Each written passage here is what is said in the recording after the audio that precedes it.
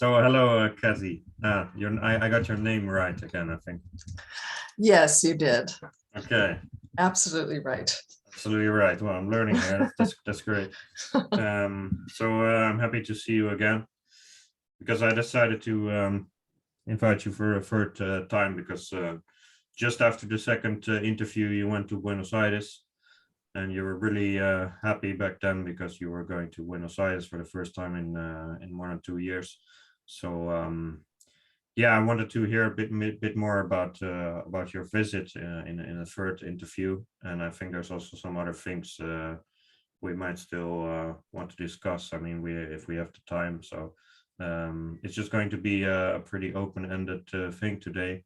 Not much planning, but I like that because it's a bit like the first interview with people is always a bit has to be a bit structured because you don't know each other, and then eventually you can just do whatever you want essentially, and that's what I'm going to do today. So Mhm. welcome again, and yeah, so let me just okay, can you maybe repeat in just a few words like who you are and about your book, and so that would be useful for people who haven't seen any of the other interviews, even though that would not be very smart because you shouldn't miss out on Kathy's interviews.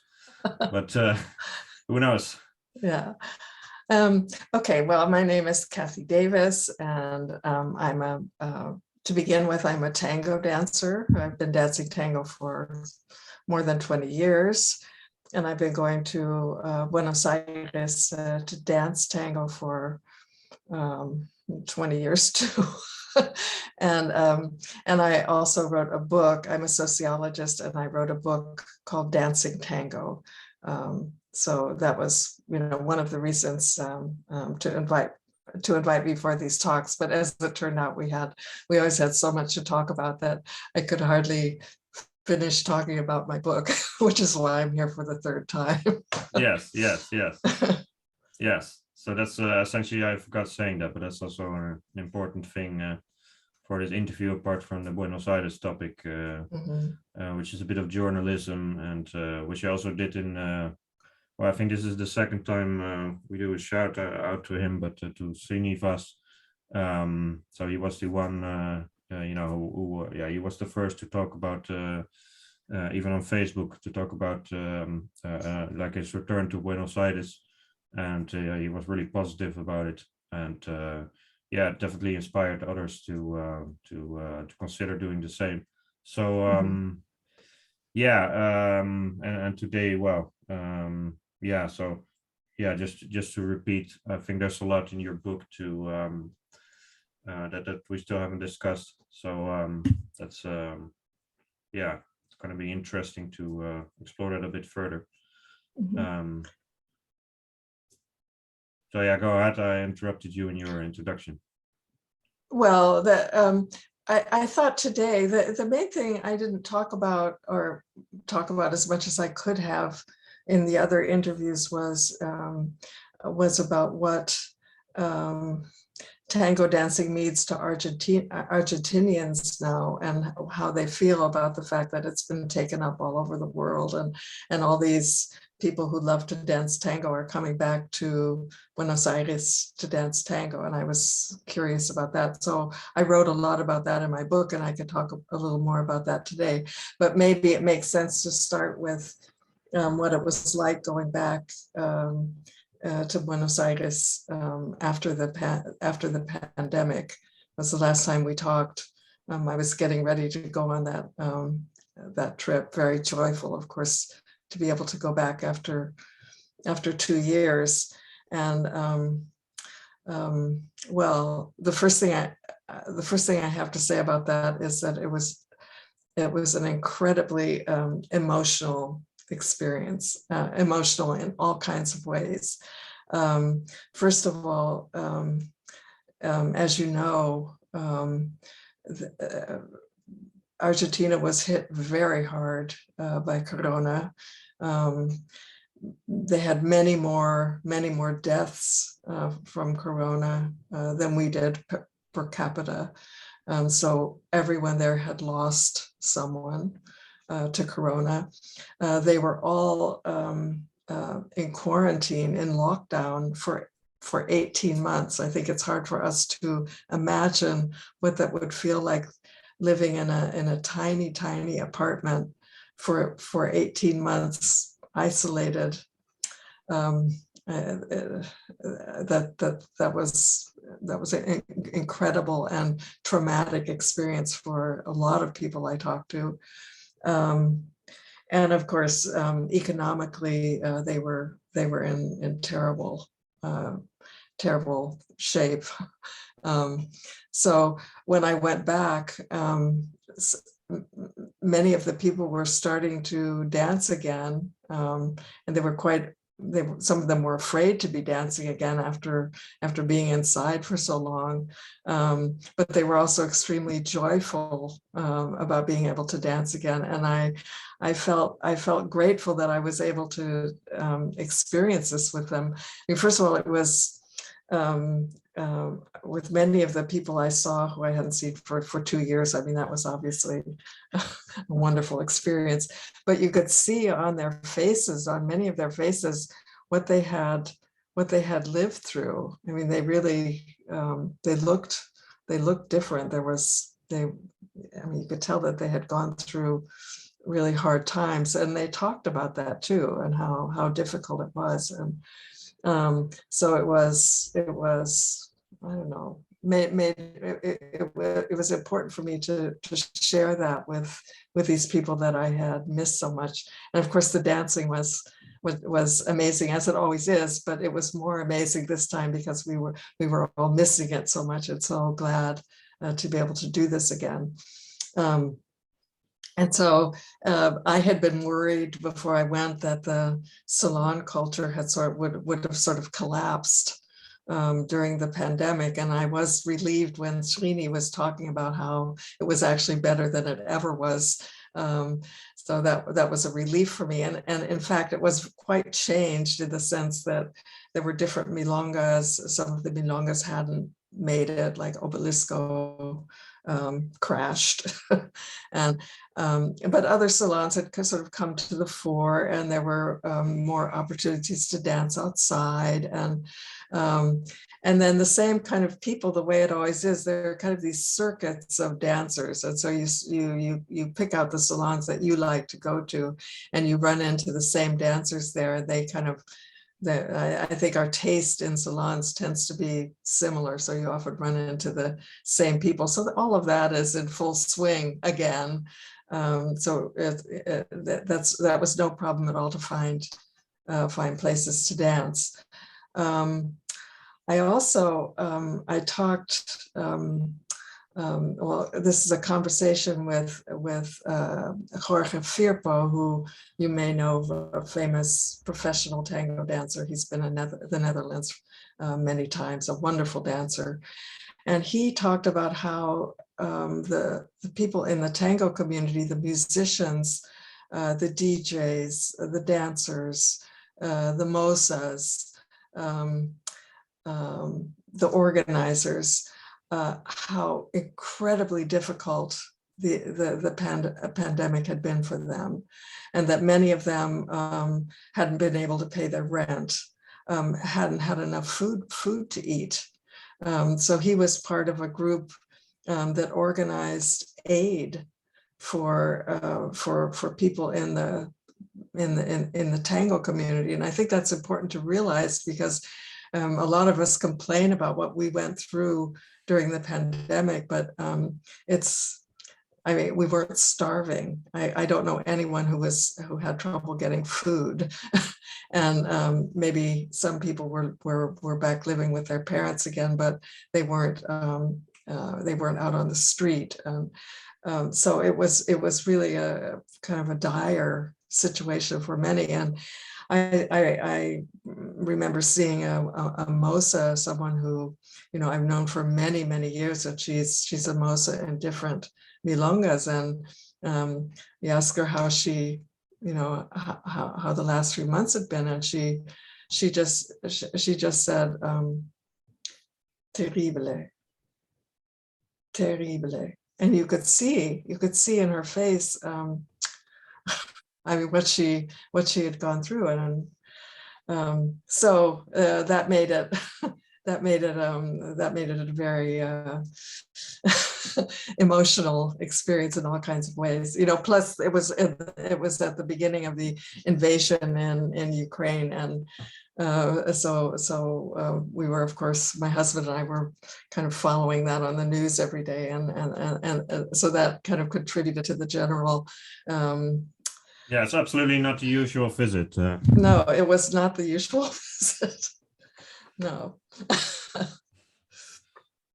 Yeah, so. But I think you could see from this how resilient the tango community is, and the tango community there is. So it was a wonderful experience, and there weren't very many tourists. There were a few, and so that was also kind of an interesting situation to be there at a time of year when there are usually lots of tourists, and to be one of the only ones. We were I felt very appreciated. That's really funny, yeah. Yeah. Also considering that a lot of people were dancing for the first time. Yeah. Oh, that was another thing. You always, or at least I've always, for years, I've had this sense, I leave, I come back every year, and then I assume when I go back that it's going to take a little while to get to work my way into the salon culture again. People have to remember who I am, and they have to see me when I'm sitting there. And for me, that's all in the game. And this time there was none of that. And I realized it was because everyone was coming back for the first time. So it was almost like time had frozen. So these 2 years as though they had never been, and we all just kind of rolled back into life the way it was 2 years ago. Yes. So. But it's kind of interesting considering that I think their salons have been open since September or something, and you went there in February, I think. Yeah. But there were still people who were coming when we got there. Some of the people we knew who danced had still not gone back to a salon, and they were quite fearful. I didn't notice that as much in the Netherlands. I mean, a bit, but there, many people were quite fearful about dancing again. They all wore face masks, although that's kind of that was kind of funny because they would wear face masks when they were dancing, but then when they were sitting at the tables, they were, talking together without face masks. So it was more symbolic maybe than an actual public health measure. But they were quite uneasy about it. Yes. Yeah, I wonder if that's still the same right now. I mean, you can't know because you're not in Buenos Aires right now. Well, I've heard that people, and I'm sure you could see that, you've seen that yourself on the videos of the salons of Lotuselia and Cunning, that people are not dancing with face masks very much. Okay. I mean, more in general, not the face mask, but just the hesitancy to be dancing. Yeah. I wonder if, because I think that's been well, resolving itself here over the last few months. I think some people are still hesitant, but I think a lot of people seem to be dancing like it's and nothing ever happened. So yeah, that's I wonder how that would be in Buenos Aires right now. But well, you're not there, so you can't tell us. But yeah, have you ever heard anything about that from friends or? Yes, that they also say that that people aren't as worried as they used to be, that they're not, they're not wearing the mask. They don't. They're not. I think it's not that different than it is here. Yeah, well, I think what's interesting is that it's becoming winter there now. And yes. I wonder what's going to happen with the winter. That was also a reason for me to I kind of wanted to go to Buenos Aires, but it's the best time for me would be in their winter, so our summer. But I just it was just too uncertain because you can't really predict what happens in the winter. So I'm really, yeah, I haven't really talked about it with anyone yet, but we'll see in a few months, because it's still autumn right now, but I think. Things are the numbers of contagion are Rising? increasing again. Okay, okay, Yeah, they're okay, rising. Yeah. okay, okay, okay, Yeah. yeah. But you're not going back soon, No, are you, right? I'm going back at my normal time, hopefully, which is in November, And then you're gonna stay for and then several stay months. for several months away, kind For of hopefully back to normal. how much time? 4 months. 4 months. So that was the Yeah. what you used to do. Yeah. So this time was an exception that you were only Yeah, staying there a few this weeks. was really, yes, this is really an exception to see, just kind of to check it out, to see what it was like. It seemed 4 months seemed way too long when you don't know what the situation is going to be, and to count on being able to do, as I always work when I'm there. So I just wanted to make sure I didn't want to go and make that kind of commitment until I had a better sense of what the situation is like. Also, the situations in the neighborhoods, and I just I just wanted to see what it was like. And actually, I was quite pleasantly surprised, although I think obviously my experience is quite limited, and a lot of people were hit heavily and are in there's a lot of poverty.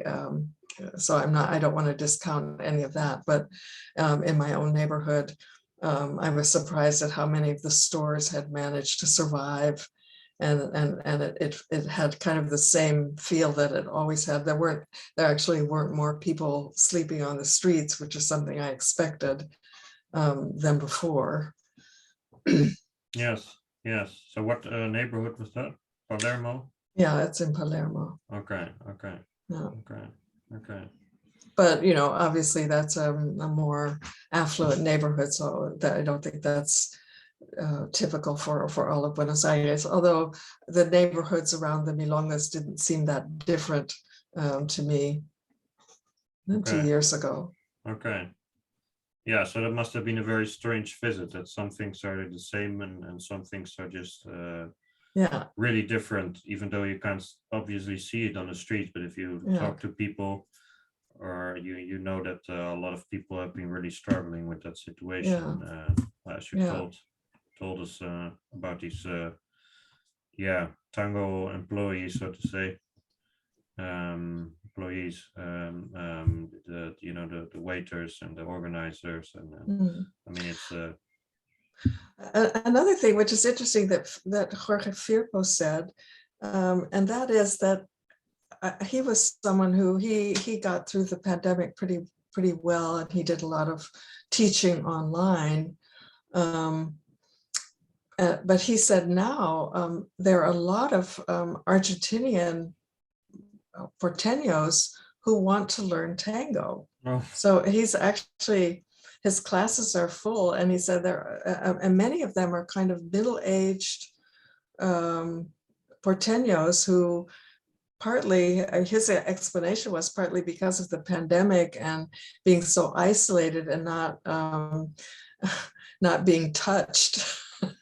That they had the idea that they wanted to learn tango. So his classes are full with porteños. Okay, but did that happen during the pandemic, or? Yeah, that started during the pandemic, and it's continued. Oh, so it's actually, that was my question. Like, is it actually still going on? Because no, it's still going on. So there's kind of almost a revival, a new revival of tango in Buenos Aires. That was his. That's what he said. The other thing that he said, which was interesting, he gets a lot of invitations to dance in other countries, in European countries. He comes over every year at least once. And now many of the organizers of salons in Europe are they're kind of getting back on their feet, and they don't have they're a little worried about the financial aspect, so they're not inviting Argentinian dancers the way they used to, or as frequently, or, you know, so he has sort of expanded his teaching to other Latin America countries. So he's traveling all over South America, all over Latin America, giving tango workshops now. Okay, and you So didn't before. No, before he was oriented to Europe and the United States. So that's also kind of interesting. Right. We'll see where that development goes. Yeah, or maybe there are more people starting to dance in other Latin American countries. Yeah, Yeah, really. yeah. It's Yeah. I think it's hard to really like you know, make a definitive statement about these things. But it's really interesting that you know, at least he sees some kind of thing going on, a surprising trend in his own classes. More Argentines and more people going, and Yeah. whereas I think a lot of organizers here have lost a lot of their students, and Yes, exactly. you know, the hardcore has stayed with them throughout the crisis, but a lot of the more casual learners, they went on and did other things. So it's almost like an opposite thing to what you're saying. Yeah. Well, I don't know what's happening right now, but at least during the lockdowns and things, they were losing a lot of students also because of the uncertainty, right? So I know it's been really harsh for some people, but not as harsh as in Argentina. And that's also what your point was. Like in Argentina, I mean, some of the less lucky teachers, for example, might have yeah, really like how you say it, like I wanted to say to pass hunger, but that's a Spanish expression, pasar hambre. So they were hungry, maybe like literally hungry, Yeah. because Yeah. you know, there's no money left, and it's just a harsher society than here. So yeah, that's so yeah, so I understand it must have been a bit of a bittersweet experience in total. Yes, exactly. Yes, Yes. and yeah, even though you always look very happy because you're Kathy Davis and you're always happy. I mean, you look but I understand that it must have been also like both exciting and also confrontational, confronting, whatever the words in English, to see these yeah, you just see like, otherwise they're just headlines in the news, but in this case you just really see this mystery come alive in a way. And when you hear these stories, I mean, even though they're really glad to dance again, and some people may have survived just fine, but other people yeah, it was very hard for them to Well, sorry, the audio is lost.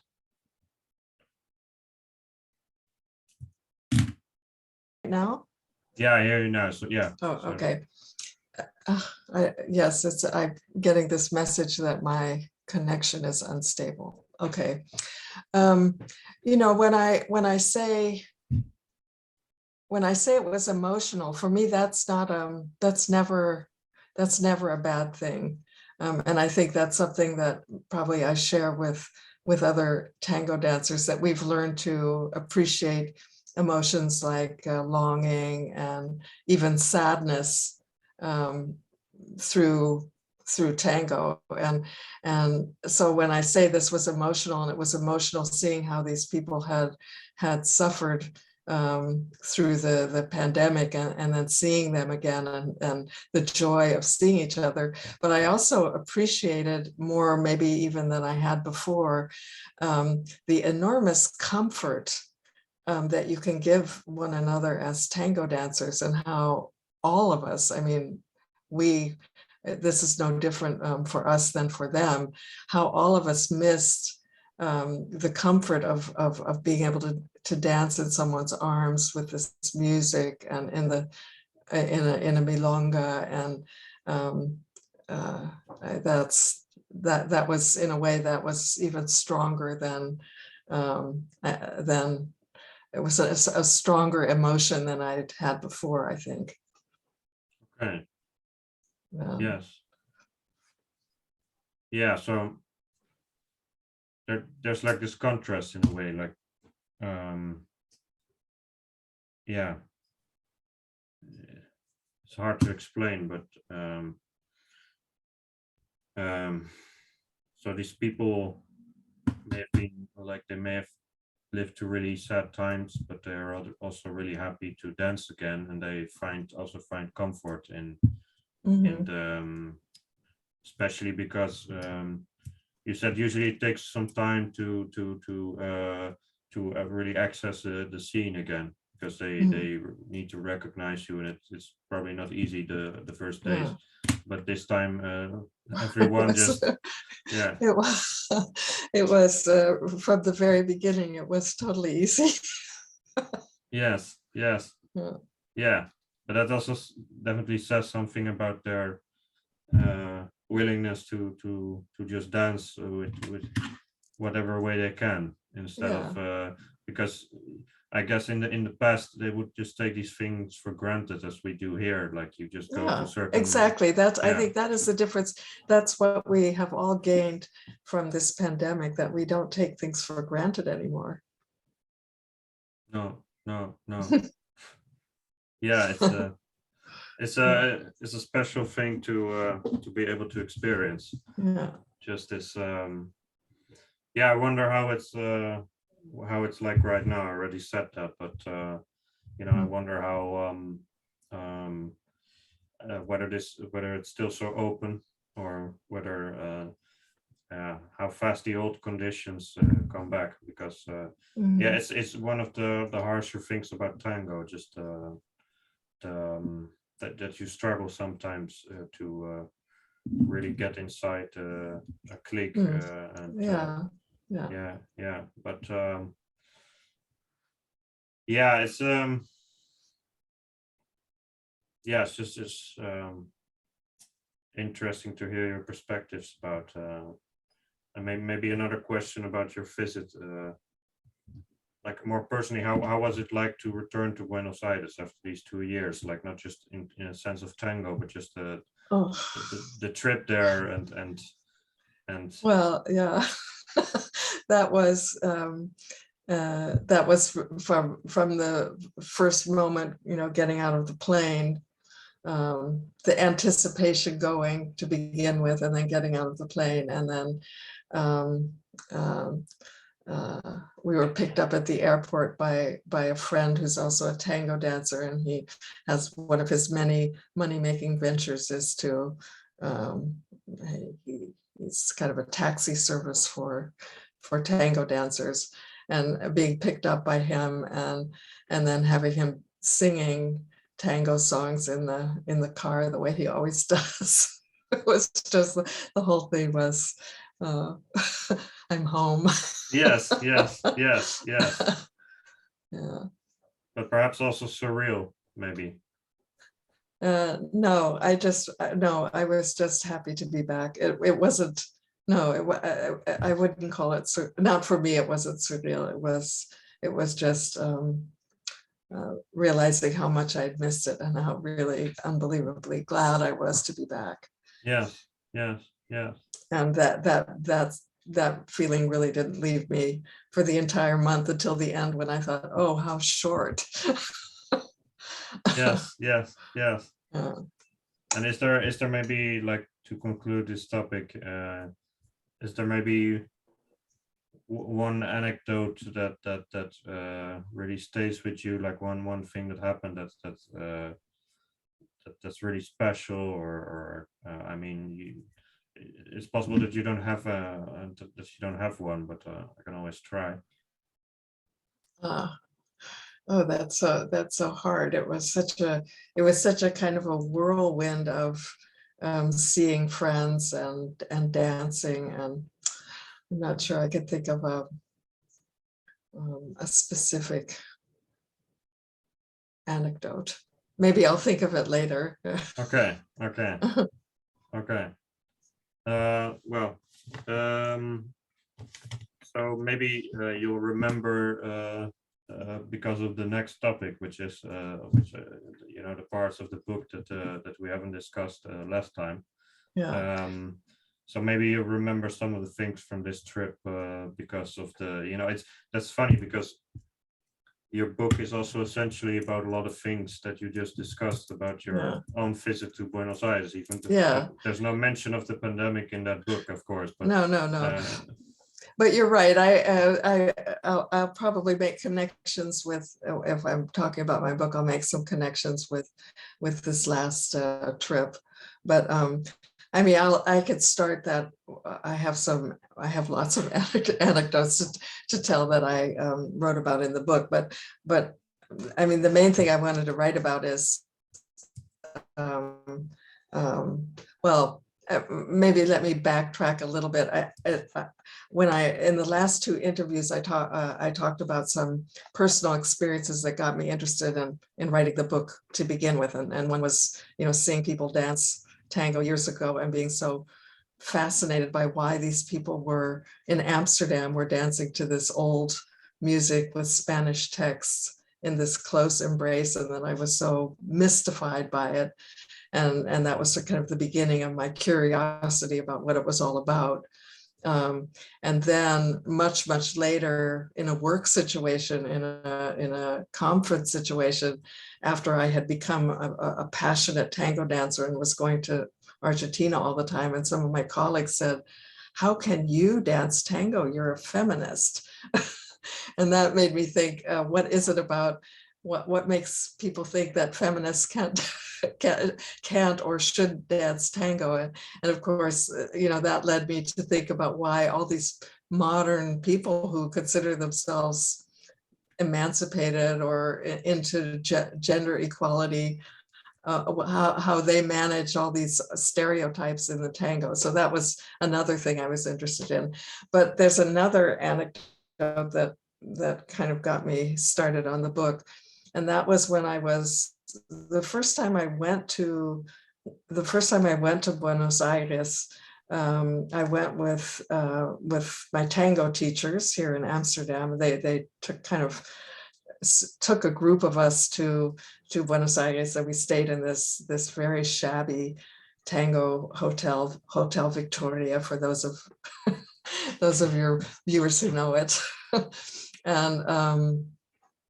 And we went, one of the first salons we went to was Confiteria Ideal, which has since been closed down for renovations that have been going on for years and years, but I've heard it's about ready to open. And I hope so, because it's an absolutely fantastic space for dancing tango. Anyway, I was sitting in Confiteria Ideal, and one of the things that I observed, I don't think it's going to be open for dancing again. I mean, that was not the plan officially. Really? No, I mean, the plan of the general plan of the renovation is to make it like it used to be, like a coffee shop, a very fancy coffee shop. And then it okay, the whole thing, that wonderful dance floor will now be used for dancing. Yeah, that's unfortunately not likely, but they might always change their mind. But I think it was not never the plan to open it again for dancing, which is a huge loss. But yeah, just okay. Well, then I'm very happy. Lower the expectations. Yes. Okay. Well, then I'm very grateful that I had a chance to experience it. But so there I was sitting in Confiteria Ideal, knowing nothing. I mean, totally naive and kind of perplexed by what I saw happening around me. But one of the things I observed was that there were a lot of women who I think were from Europe or from the United States, dressed up in these amazing tango clothes with net stockings and slits in their skirts, and the most incredible shoes, expensive shoes with very, very high heels. So there they were out on the floor. They couldn't dance very well, but they were all dressed up as tangueras, and they were dancing with men who were very good dancers. And I remember watching them. Watching these wonderful milongueros dancing with these women and seeing the difference in their faces. So the women were just kind of on cloud nine. I mean, they were wonderful, wonderful, even though they couldn't dance, but they were clearly loving every moment of it. And looking at the men's faces, and they looked bored. They looked bored, like they were just kind of going through the motions. And I remember that was a kind of a painful thing to see. And it was clear to me when I saw that when two people dance tango, it's not the same, necessarily the same thing for them. They're dancing in this intimate embrace, but it can feel very different for one person or the other. And I started thinking about that a lot. And one of the things I became more, I would say, critical about, and I'm including myself in this, some of the ideas that tango dancers from Europe or from the States have when they first go to Buenos Aires, clash with what they find there.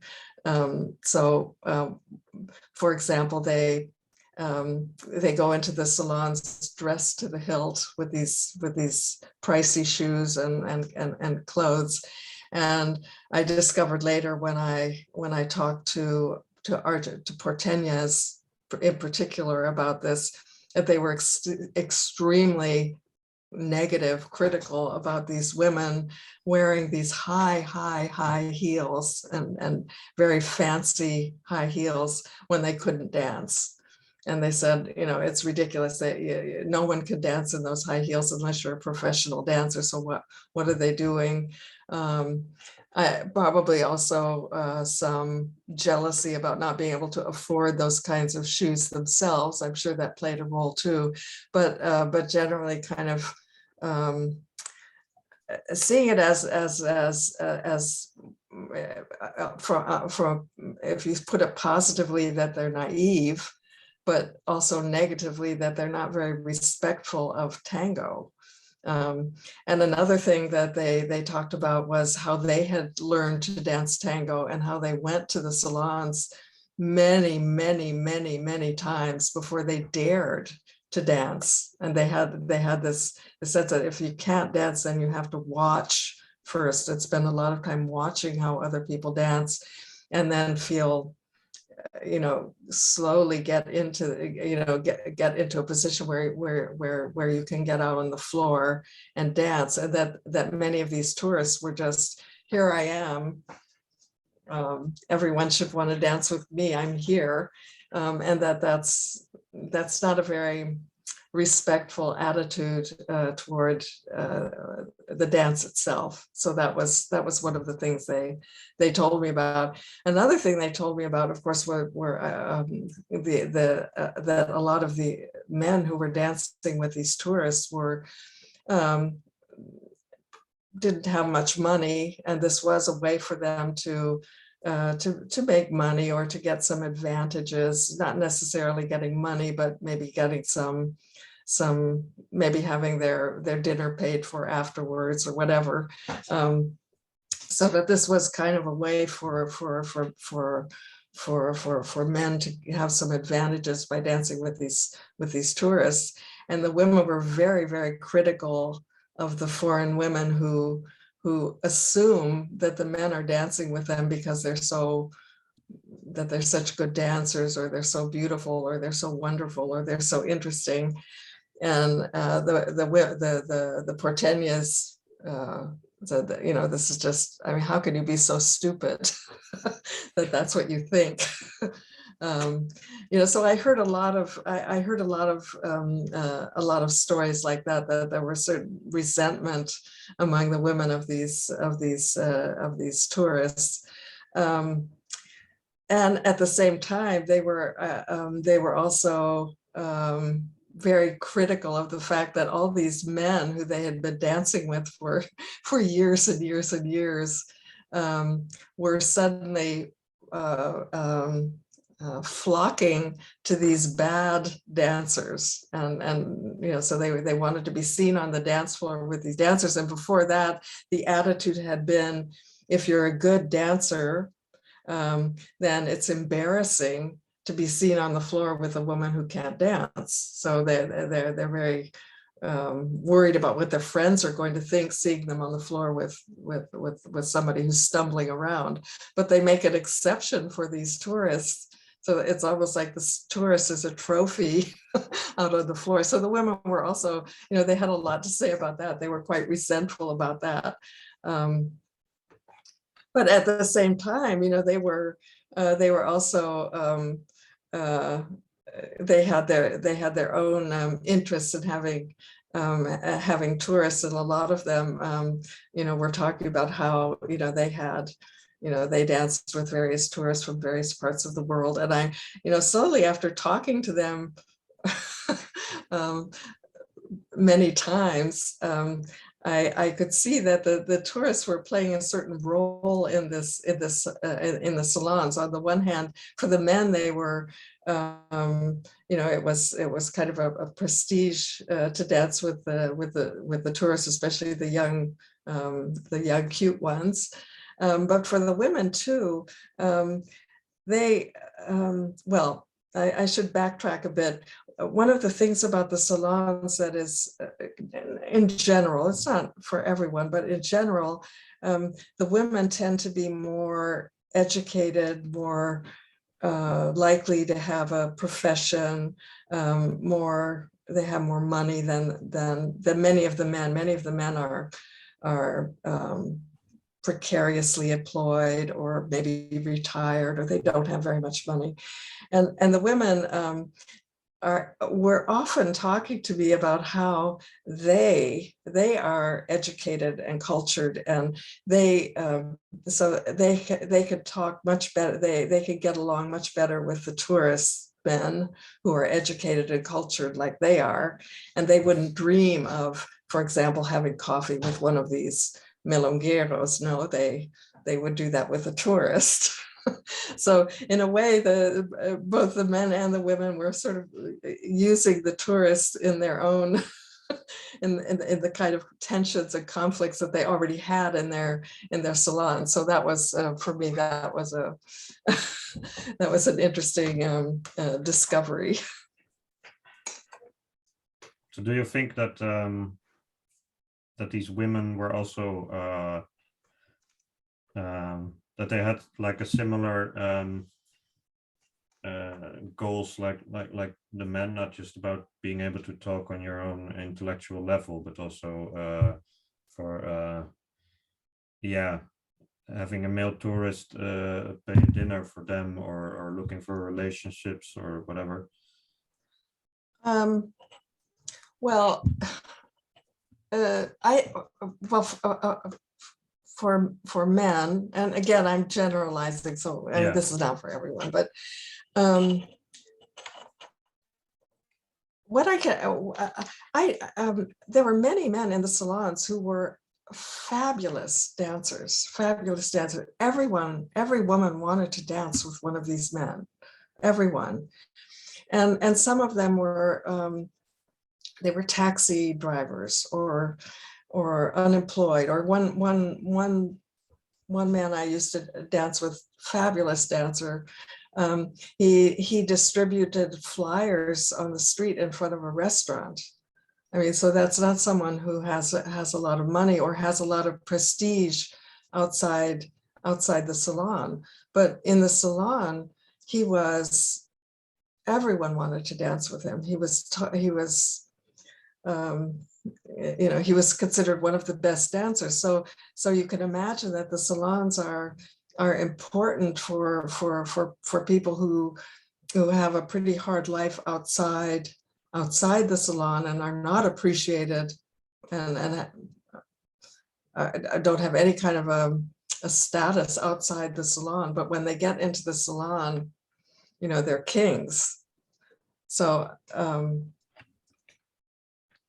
so I don't know about I'm not sure with the men that it was so important about the talking. In fact, I think that was No, not so no, important. no. Some of the women told me that it was interesting that many of the older milongueros who couldn't imagine talking to tourists and were quite afraid of the tourists for that reason.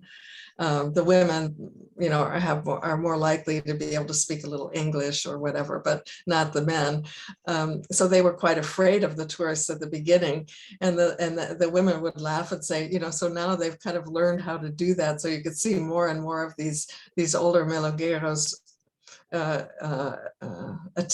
first of all, slowly attempting to dance with the tourists and discovering that it was quite all right, and taking it from there. Yes. Actually, I meant the other way around. So local No, but women for the and women, the yeah. women don't have a woman can be a fabulous dancer, but she has to be asked. So women have a certain disadvantage. As active as the cabeceo is, we talked about that in earlier conversations. So it's not that I think women are just passively sitting there waiting to be asked. It's not like that, but they still have to be asked. So men have an edge there. And I think that the women were sort of compensating for this edge by saying, well, I don't have to dance with him because I'm much more educated and much more cultured, and I'm actually much more interested in the tourists than in them. Yes. So there was a lot of talk like that, and I think it's a way to kind of, well, what can you say, to deal with these potential conflicts that you have in a salon, because things aren't equal. It's not a level playing field in some ways. Yeah, and So, it's very, very interesting how what you told in the beginning, like how these expectations of foreign women, for example, how they clashed with the local culture, in a sense, the Milonga culture, and that's still something that that happens when you what we already talked about, I think, in the previous interviews, like you have these reserved seats in Buenos Aires, which is unheard of here. But there are so many of these things in their salon culture that are very specific to Buenos Aires. And then when you come from abroad, you really need to learn about that. So, yeah. and in a sense, it's also, that's funny, it's also a lack of awareness among these women that you interviewed. Mm-hmm. It's almost hard for them to imagine that there is a tango place where all these rules don't count. So they maybe don't understand why these foreign women make mistakes. Yeah. And no, you're right. Yeah. I mean, it's not just, it means in what, in, I shouldn't have an opinion about these things, but you could say that in a way it is stupid to expect all these men to just dance with you, even though you can't dance yourself. But on the other hand, these women who say that it's stupid, these local women, they don't realize that it's also logical for these women to not know about all these cultural things that are in the salons of Buenos Aires. So, well, that's a very interesting thing that you're saying now, Lucas, because I think it's you would expect, or you would hope that as a foreigner, you go to these salons and you look and try to learn and try to figure out what's going on, because they're very complicated, all kinds of stuff going on there, and a lot of tourists don't do that. But on the other hand, it's also something that you have to learn to do. I mean, it's you kind of don't realize how complicated it is until you get there and have been there for a while, and then you start seeing how complicated it is. I mean, just for example, that you can't expect to immediately get lots of dances when you go there for the first time, because people already have have their dancers, and they have their commitments, and they often have a certain order that they have to ask their dancers, and these are people they dance with all the time. So they can't just, as soon as you walk in to the room, that they drop everything and go to dance with you. But you have to kind of that requires a certain amount of, kind of watching and thinking, and to realize that's the case. And all the rules are not written. You can't read about all the rules. A lot of them are unspoken rules that you have to kind of figure out by watching it. So I mean, that's certainly in defense of the tourists. That's certainly the case. But I think you're absolutely right about the porteños. I had experiences with some of my better friends where, I would tell them about how much time my husband and I spent talking about and analyzing what went on in the salons. I mean, every time we came back from a salon, we went through the entire evening and all the different things that happened, trying to figure them really out. Academics, aren't you? It was like, and well, we are both academics, Yeah, but still, we were, and all the time we put into it. And I said in the last interview how we analyzed the dancing itself and tried to figure out how to do it. I mean, how my husband could do the rocking boat in the milonga, and how we practice all of that. And so, and my friends were just stupefied. They said, "What? You do all of that?" They couldn't imagine. For them, it's so, they would never do that. Yeah. So I think that's true. That's that's kind of a disconnect, which is totally understandable. But yeah. But they're in one way or another, they're not very open-minded in that sense. Yeah, and that's another thing is about the lyrics, and many people have gone through that. You always get the question, do you listen to the lyrics? And then in the beginning, of course, I said, "Oh, I'm sorry, I don't understand much Spanish," and and then, "Oh, well, then of course your dancing experience can never be complete without being able to hear the lyrics." I mean, this was kind of a routine thing in dance encounters with porteños. But at the same time, as you yourself know, many of us spend unbelievable amounts of time learning Spanish, reading the lyrics, going back over and over and over the lyrics and trying to understand what they're about, because they're often quite poetic and not easy to understand. Purchasing dictionaries with lunfardo so we can understand all of that. I mean, this is an incredible amount of work that many of us put into, trying to learn tango and get something out of tango. And I feel that it's kind of discounted with, "Oh, if you don't listen to the lyrics, or you don't, then you're less of a tango dancer." Yeah, which is not necessarily true, because I mean, there's a lot of meaning in the music itself and in the way things are sung. And I think people who don't understand Spanish can still I kind of understood it from the beginning, not in the same, like, not at the same extent of depth that I did during the process. But in the beginning, I already understood. I could kind of hear what it was about. But I do realize that there are very few people here in Europe who really understand much of the lyrics, and they still manage. I mean, some of them still manage to be amazing dancers.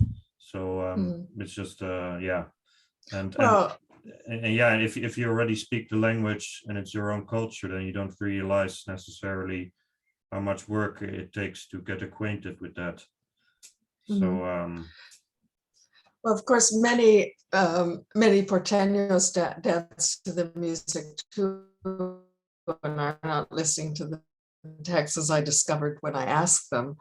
And it's true that, as you've talked about that in some of your music programs, the emotions are in the music and in the singer's voice. The emotions are in it. So you can be in touch with the emotions of the tango without necessarily understanding the words. I remember, for example, this is quite typical for the way I've always done it. I told you once that I had this amazing tango experience where I was dancing with one of my favorite dancers, and it was Lucio de Marca, Sorbos Amargos, and I started crying during the dance, totally emotional and taken up by this music, but I wasn't listening to the lyrics, and it wasn't until I had this experience that I went back, as I often do, looked for the text, read the text, translated the words I didn't know, thought about what it meant, all of this. So that's more the way, at least I have approached tango, and I think a lot of us do it that way. But it's well, I don't know where I'm going with that, but Yes. Yes, I think it's not. It's sort of discounted with this throwaway. You're not getting that much out of. You're not getting as much out of tango as we are. That there is another similar kind of compliment that you can get as a foreign tango dancer, and that is, oh, you dance just like a porteña. And I know what it means. It's meant to be a compliment. I know what it means. It means, sometimes they say you dance with heart, or you have a good abrazo. You're that kind of dancer. And of course, I learned to be that kind of dancer dancing in the salons in Buenos Aires. That's absolutely true.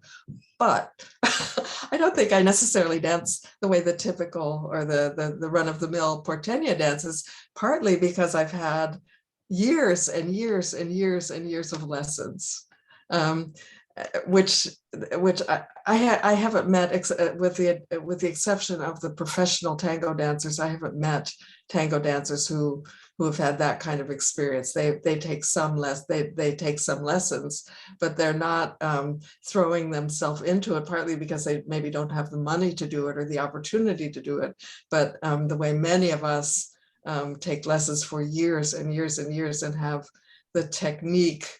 perfected the technique. If I can interrupt you, I think for a lot of people in Buenos Aires, they might not necessarily have the same dedication to tango as foreign people do, because it's already their culture, or kind of know about the music, not really well, but kind of, and they need to put in less effort to reach a comfortable level. But then it depends what happens after the comfortable level, and wherever you are, it's not necessarily a comparison between porteños and foreigners, but wherever you are, there's always going to be a big group of people who don't really invest much, and there's going to be probably a smaller group of people who really keep learning and learning and learning. That group also exists in Buenos Aires, but if you're looking at like you're saying, the average run-of-the-mill dancer, female dancer in Buenos Aires, I think there are a lot of them who should be taking lessons when they aren't. I hope we're not insulting anyone here, but I think it's just also a matter of when you have to invest less, you're maybe also more likely to become complacent. And I think there's also a different attitude. Yeah.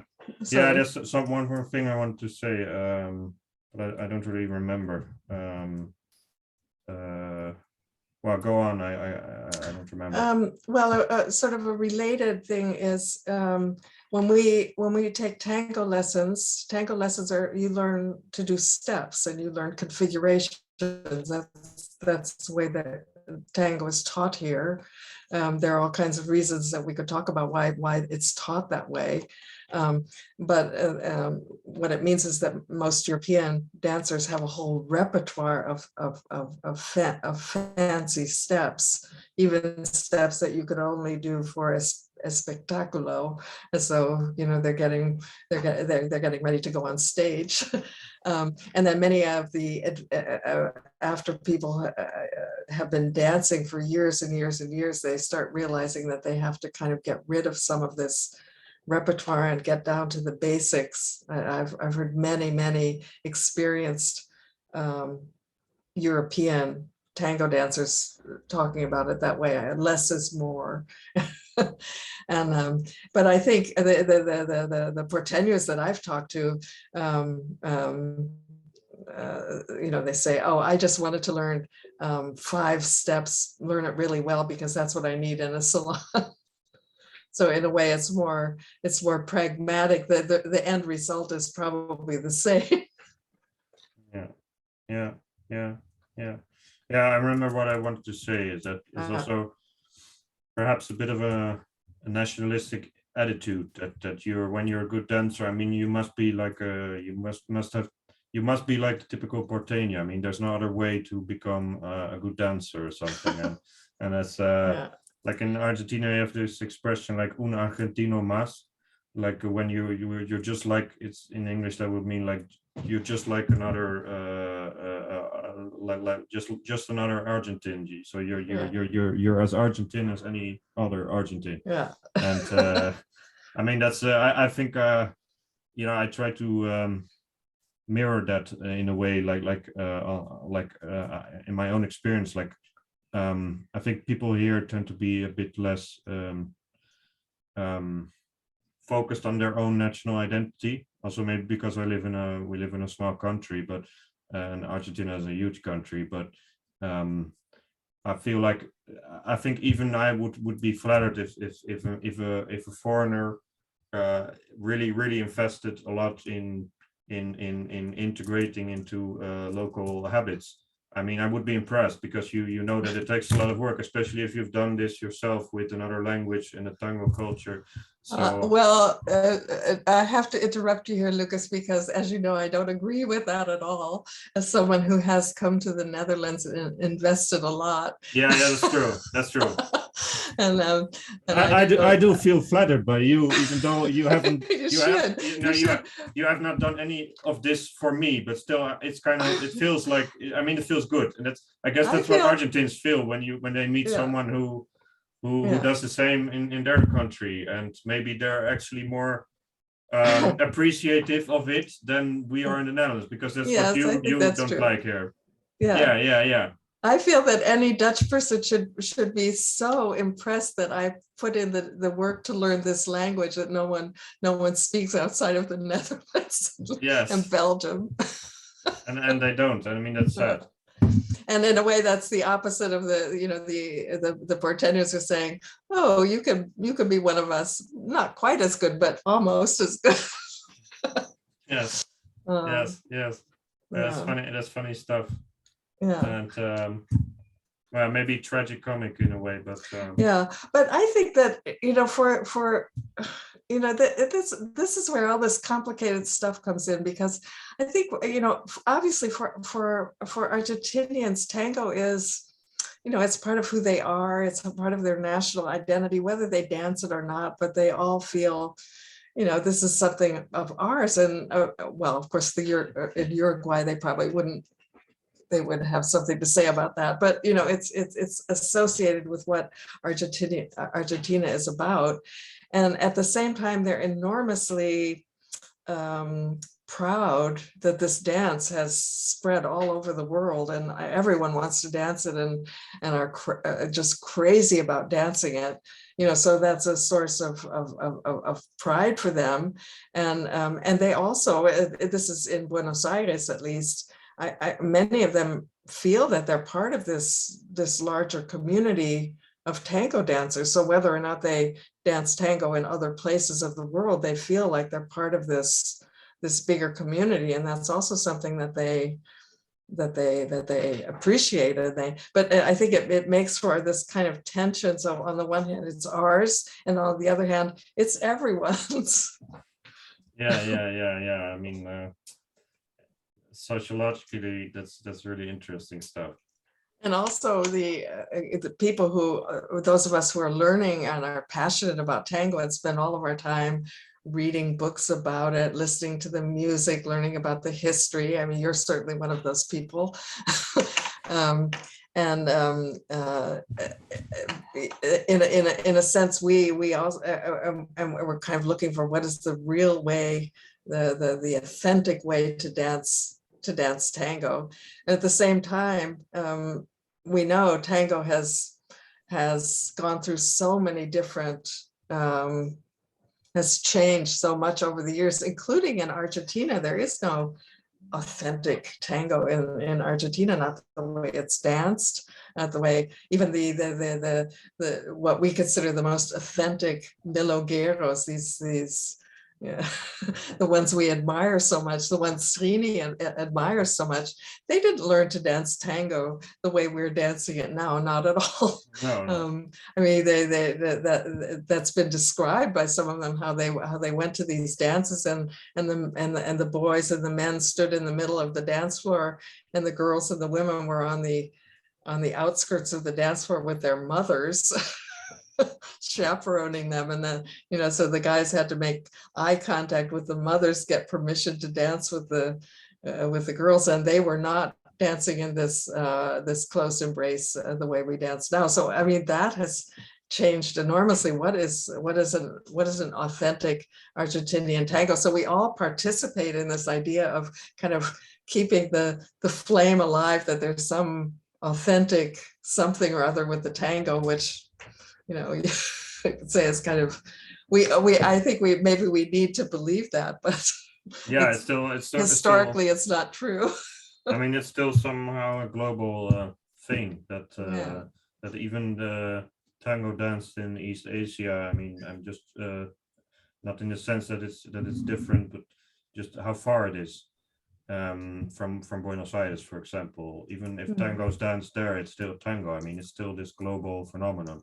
So there are people who think you only find it in Buenos Aires, but there will be other people who think that they dance better in Europe than in Buenos Aires nowadays. So it's just it just depends on people's opinions. There's no one truth here.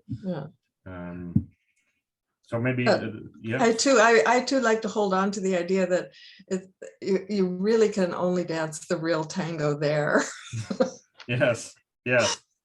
But it's good to realize that that's only an interpretation as well, after all. Well, right? I mean, it's just there's something to it. There's something to it. The certainly the energy is different there. The dancing is different, but I think it's good to realize that it's more complicated than that. Yes. So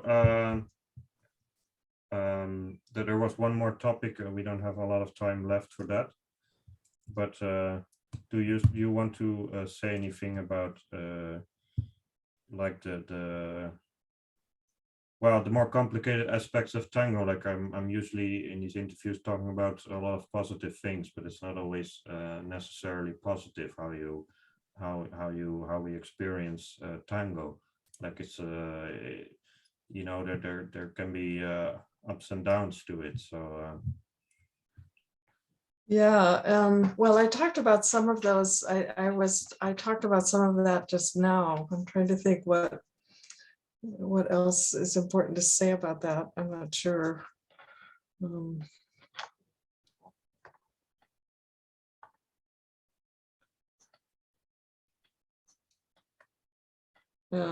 not. I think I've already said the things I was thinking about before. Okay. So about Buenos Aires, did you remember anything that through talking about your book, that anything about the last visit that particularly caught your attention? Okay, I do have something. This was also in my book, but it's also something I experienced this time around. And it's an example of something that is painful and negative when you go through it.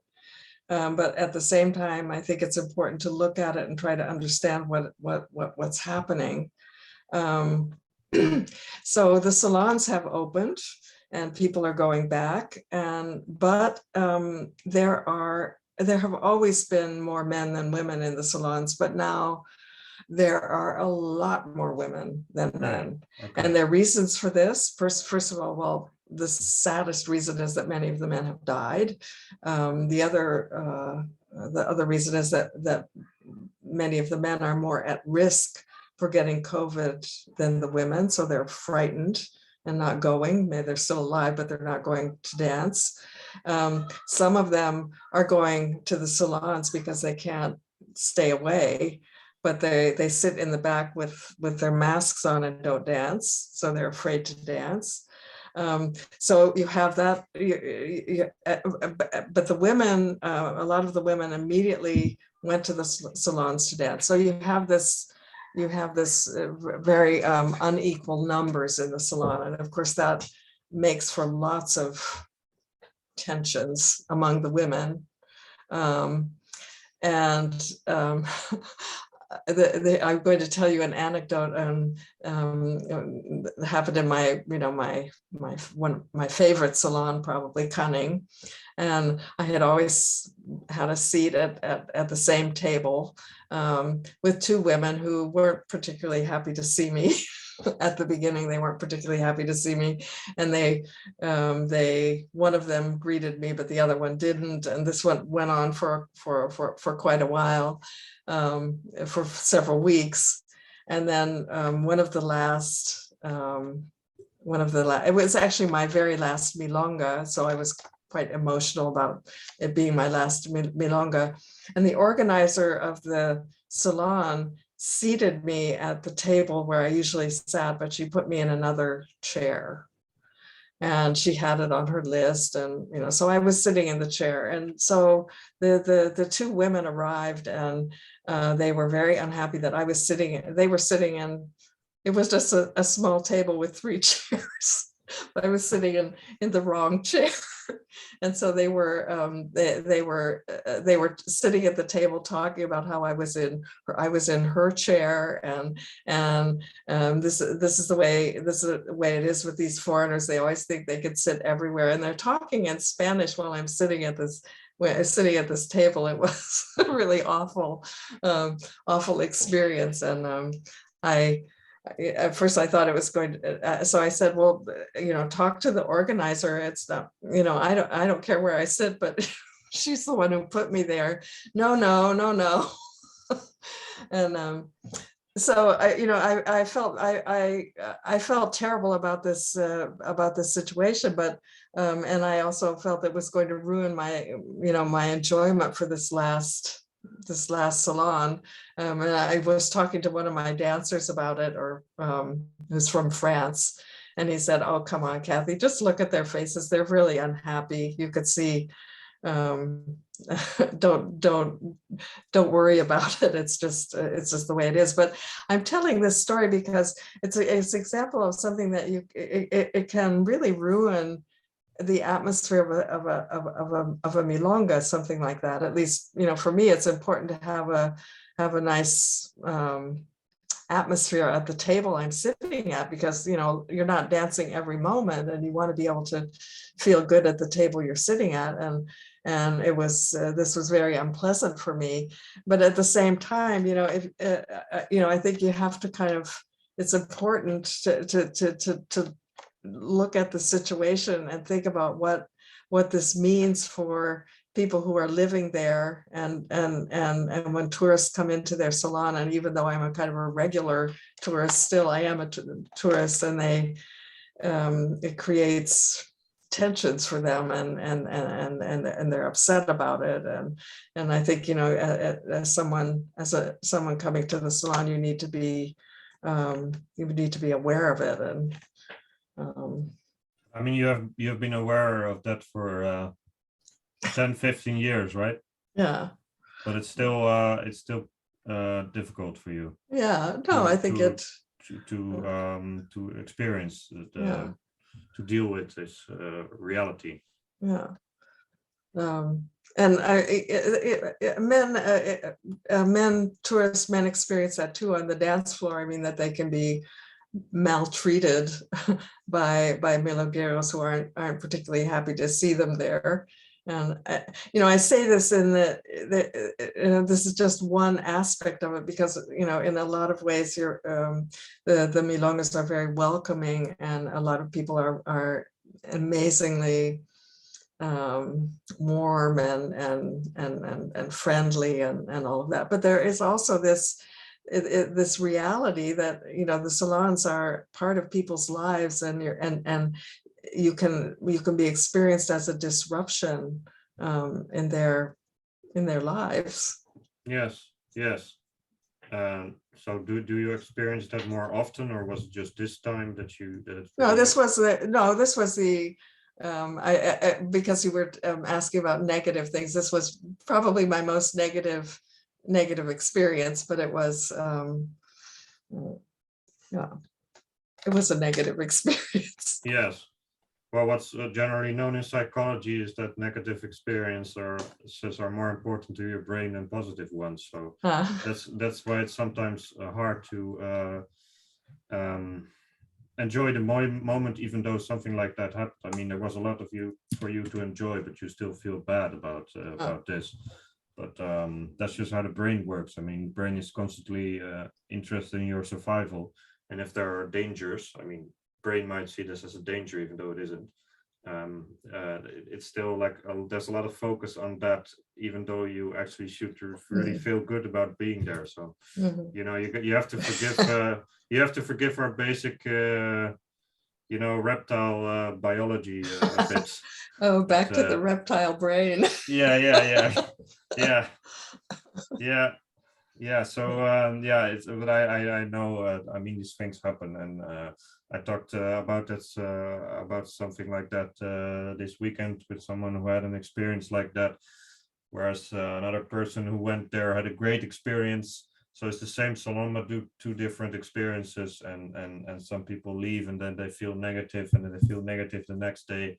I mean, shit happens. So it's and people can be very complicated. I mean, that's the way they talked about you in Spanish. That's just plain stupid. I mean, they should know that there are people who understand them. It's very rude, but that's just people. I mean, what are you going to do about it?